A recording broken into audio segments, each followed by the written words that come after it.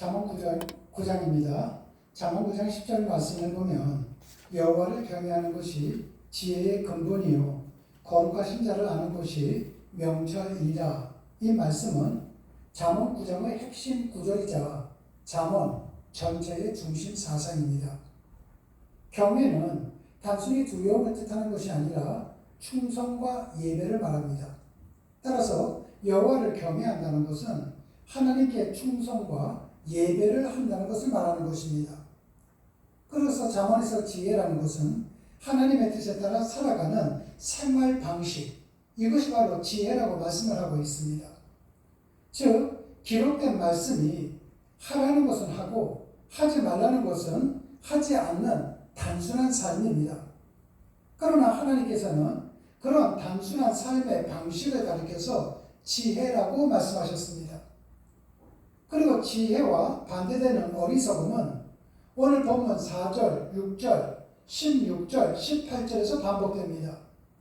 어리석음 또한 단순히 무지함을 뜻하는 것이 아니라 그 마음속에 하나님을 거부하려는 완악함과 불경건함을 뜻하는 것입니다. 하나님을 믿지 않는 사람들도 하나님이라는 호칭 알고 있습니다. 하나님이라는 단어도 알고 있습니다. 더군다나 하나의 학문으로서 신학을 연구하는 사람들 가운데에도 오히려 하나님의 말씀에 대해서 연구하고 있음에도 불구하고 하나님의 살아계심을 믿지 않는 사람들도 있습니다. 아무리 학문이 뛰어나다 할지라도 만일 그가 하나님을 제대로 알지도 못하고 믿지도 못한다면 하나님 보시기에 그 사람은 헛똑똑이일 수밖에 없다는 것입니다. 오늘 본문 10절 말씀에서 보면 안다는 단어가 나오는데 안다는 것은 단순히 어떤 호칭이나 단어, 사실을 아는 것을 의미하는 것이 아니라 인격적인 경험을 통하여 안다는 의미입니다. 그러기에 내가 하나님을 안다는 것은 나의 모든 삶의 순간마다 경험한 하나님을 안다는 것입니다. 머리로서 아는 것이 아니라 내가 살아가는 과정에서 경험하고 체험하는 가운데에서 알게 되는 하나님을 안다는 것입니다. 때로는 우리가 어려움을 만나 계속 기도하는 가운데에도 여전히 침묵하시는 하나님을 경험합니다. 그리고 때로는 간구하지 않았던 것을 응답해 주시는 하나님을 만나기도 합니다. 고통 가운데에도 하나님을 만나며 형통하는 가운데에서도 하나님을 만납니다. 그러기에 신앙이라는 것이 바로 하나님을 만나며 경험하며 알아가는 과정이 신앙이 되는 것입니다. 5절과 6절에서는 지혜가 주는 유익을 말하고 있습니다. 지혜는 우리에게 식물과 포도주를 통하여 생명을 준다고 말씀하고 있습니다. 지금 우리가 살고 있는 신약 시대에서 성찬식을 통하여 우리는 주님께서 주시는 떡과 포도주를 먹고 마십니다. 그것은 주님이 주시는 생명, 즉 영원한 생명을 상징적으로 보여주고 있는 것입니다. 사도 바울은 고린도전서 11장 26절에서 주님의 떡을 먹으며 잔을 마실 때마다 주의 죽으심을 그가 오실 때까지 전하는 것이라고 말씀합니다. 반면에 13절과 17절을 보면 미련한 여인도 도둑질한 물과 몰래 먹는 떡을 준다고 말을 합니다.